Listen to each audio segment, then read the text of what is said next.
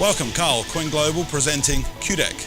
Q-Dek 2350, our single-sided with a slight build of foam to give greater bonding capabilities when into fleece-backed membranes. So 2350 is a urethane adhesive, single-sided, so we're going to apply the adhesive onto the deck, leave it for a moment and roll the membrane straight into it. It's going to be fun.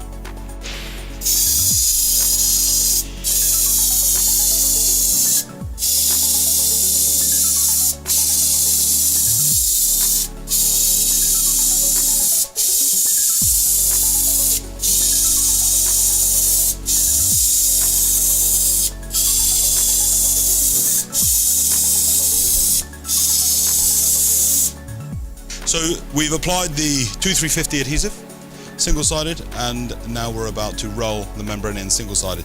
This can happen immediately, or you can wait for up to 10 minutes. So here we go. Single-sided, and then just use the brush to